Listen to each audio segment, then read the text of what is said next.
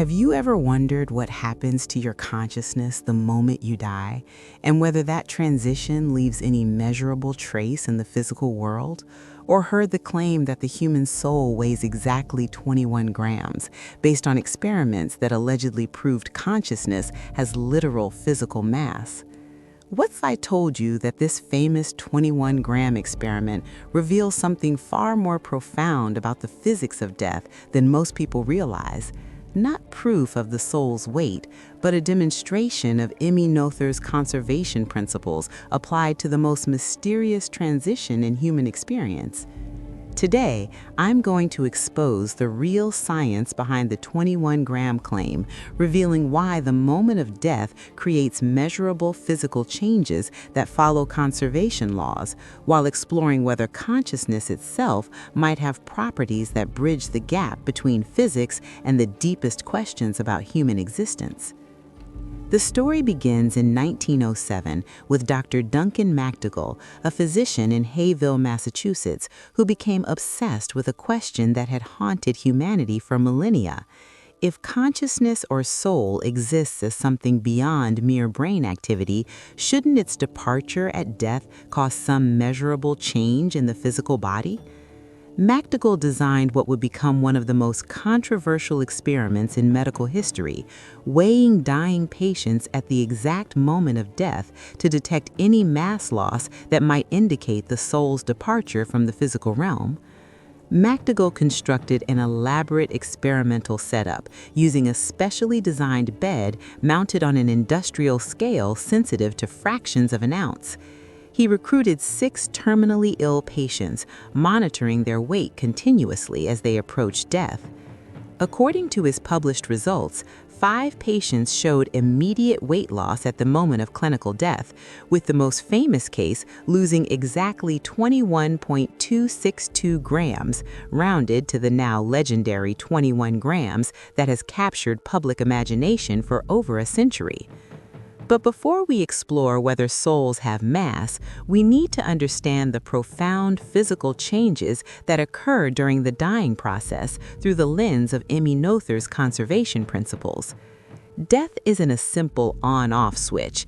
It's a complex cascade of physiological processes that involve massive energy redistributions, chemical transformations, and physical state changes that must obey fundamental conservation laws. Every one of these processes has the potential to create measurable mass changes that have nothing to do with supernatural departures. The moment of death triggers what medical science calls agonal respiration, the final desperate attempts by the dying nervous system to maintain cellular function. This process involves the rapid release of stored chemical energy, the breakdown of cellular structures, and the liberation of gases and fluids that were previously contained within living tissue. According to Emmy Noether's mass energy conservation principle, all of these chemical and physical transformations must be accompanied by precisely measurable changes in the total mass energy content of the system. The most scientifically plausible explanation for MacDougall's observations of weight loss involves the sudden cessation of respiration and the immediate release of gases from the lungs, digestive system, and cellular decomposition processes that begin at the moment of death. When breathing stops, the lungs no longer maintain the positive pressure that keeps gases dissolved in bodily fluids. This pressure release causes immediate outgassing of carbon dioxide, water vapor, and other volatile compounds that were dissolved in blood and tissue fluids during life. But MacDougall's methodology contained fundamental flaws that reveal why his conclusions about soul weight were scientifically invalid, even though his observations of weight loss might have been accurate. He failed to account for the complex thermodynamics of the dying process, ignored the effects of temperature changes on gas solubility and evaporation rates, and didn't control for the numerous physical variables that affect precise mass measurement during the chaotic physiological processes of death. Modern understanding of cellular death reveals why measurable weight loss during dying is not only expected, but inevitable according to conservation principles. As cells lose their ability to maintain membrane integrity, stored chemicals leak out, chemical reactions change dramatically, and the organized energy states that characterize living tissue begin to break down. Each of these processes involves energy transformations that must obey conservation laws, potentially creating small but measurable changes in the total mass-energy balance of the dying organism. The physics of water loss alone could account for MacDougall's 21-gram measurement.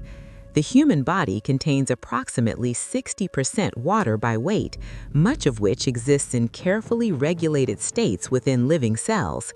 At death, cellular regulation ceases, membrane integrity fails, and water begins immediate redistribution and loss through evaporation, exhalation, and cellular breakdown.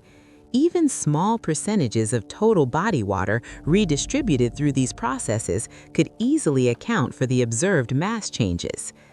Body temperature regulation also creates significant thermodynamic effects during death that follow Emmy Noether's energy conservation principles. Living bodies maintain temperature through active metabolic processes that consume energy and regulate heat distribution.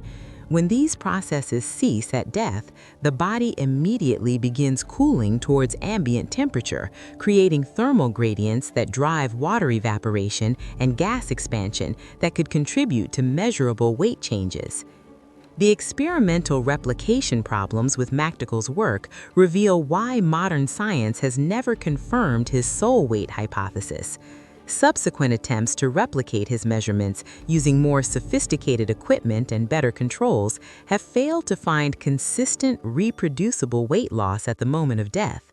Some studies find slight weight gains, others find losses, and most find no statistically significant changes beyond what would be expected from normal physiological processes and measurement uncertainties. But the question of consciousness and its relationship to physical reality remains one of the most profound challenges in science, touching on fundamental questions about how Emmy Noether's conservation laws apply to information, awareness, and subjective experience. If consciousness emerges from physical brain processes, then the cessation of brain activity at death represents a massive redistribution of information processing energy that might have measurable physical consequences according to conservation principles. The neuroscience of dying reveals complex patterns of brain activity during the dying process that suggest consciousness doesn't simply switch off like a light bulb. EEG monitoring of dying patients shows that brain electrical activity can continue for minutes after clinical death, sometimes exhibiting unusual patterns that don't occur during normal sleep or unconsciousness.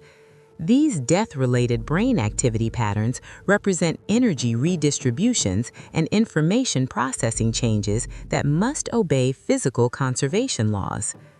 Recent research into near-death experiences has revealed that dying brains often exhibit bursts of intense electrical activity immediately before final shutdown, gamma wave patterns associated with heightened consciousness and information integration. These electrical surges represent significant energy redistribution events that follow conservation principles, though they occur within the brain itself rather than indicating energy leaving the body. The quantum mechanics perspective on consciousness raises intriguing questions about whether awareness might have physical properties that bridge classical and quantum physics in ways that could affect mass energy measurements. Some researchers hypothesize that consciousness involves quantum coherence effects in brain microtubules that could theoretically create measurable physical changes when disrupted by death, though these effects would likely be far smaller than MacDougall's claimed measurements. Information theory provides another lens for understanding how consciousness-related processes during death might follow conservation principles. If consciousness represents organized information processing, then the cessation of brain activity at death involves the destruction of vast amounts of organized information. While information itself doesn't have mass, the physical substrates that store and process information do have mass energy properties that change when information organization breaks down. The thermodynamics of brain death reveals why the cessation of consciousness involves significant energy redistributions that must follow conservation laws. The living brain consumes approximately 20% of the body's total energy, despite representing only 2% of body weight. When brain death occurs, this massive energy consumption immediately ceases, creating a significant redistribution of metabolic energy that could theoretically produce measurable physical changes. The philosophical implications of MacDougall's experiment extend beyond the question of soul weight to fundamental issues about the relationship between consciousness and physical reality. Even if consciousness doesn't have measurable mass, the dying process demonstrates how Emmy Noether's conservation principles apply to the most complex and mysterious aspects of human existence. The transition from awareness to non-awareness represents a physical transformation that must obey the same laws governing all other physical processes. Cultural and religious perspectives on MacDougall's experiment reveal how scientific questions about consciousness intersect with deeply held beliefs about the nature of human existence. Many religious traditions assume consciousness or soul has some form of substantiality that could theoretically be measured, while materialist philosophies argue that consciousness emerges entirely from physical processes and leaves no measurable trace upon death. Modern medical monitoring during end-of-life care has revealed numerous physiological processes that occur during dying that could contribute to small weight changes without requiring supernatural explanations. Changes in blood pressure affect fluid distribution, alterations in cellular metabolism affect gas production and consumption, and the cessation of active transport processes affect the distribution of ions and molecules throughout the body. The ethical considerations surrounding consciousness research during dying raise important questions about the appropriate boundaries for scientific investigation of death and dying processes.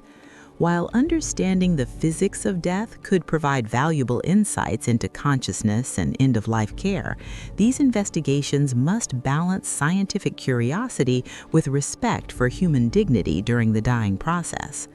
The technological applications of understanding death-related physical processes extend to improving end-of-life medical care, developing better methods for determining time and cause of death, and potentially creating more accurate models of consciousness and its relationship to brain physiology. These practical applications demonstrate how scientific investigation of dying processes serves medical and social purposes beyond satisfying curiosity about consciousness and mortality. The next time you encounter claims about the 21-gram soul or wonder about the physical aspects of consciousness and death, remember that you're engaging with one of science's most profound challenges: understanding how Emmy Noether's conservation principles apply to the transition from life to death. MacDougall's experiment, despite its flaws, highlighted important questions about whether consciousness has measurable physical properties and how the dying process involves energy redistributions that follow conservation laws. While the soul's weight remains unproven, the physics of death demonstrates that even our most mysterious experiences, consciousness, awareness, and the transition to non-existence, occur within the framework of conservation principles that govern all physical transformations. The dying process reveals that death isn't the opposite of life, but rather life's final demonstration of energy conservation, showing how the organized complexity that creates consciousness transforms back into simpler physical and chemical states according to the same mathematical laws that govern star formation and atomic interactions. Whether consciousness survives death in some form remains unknown, but the physical processes of dying provide a final, profound example of how Emmy Noether's insights about conservation and transformation apply even to the most intimate and mysterious aspects of human experience. The 21-gram question ultimately teaches us that the boundary between physical and metaphysical, between matter and mind, between life and death, may be far more permeable and complex than we imagine. While science hasn't proven the soul's weight, it has revealed that consciousness and physical reality are so intimately connected that the death of one inevitably involves measurable changes in the other, suggesting that Emmy Noether's conservation principles bridge not just energy and matter, but potentially the gap between existence and whatever lies beyond. If you're fascinated by the intersection of consciousness, death, and the physics principles that govern the most profound transitions in human experience, subscribe to explore more mysteries where science meets the deepest questions about existence itself. We're investigating how Emmy Noether's conservation laws apply to consciousness, life, death, and the fundamental nature of awareness, revealing how physics principles operate at the boundaries between the known and the unknowable.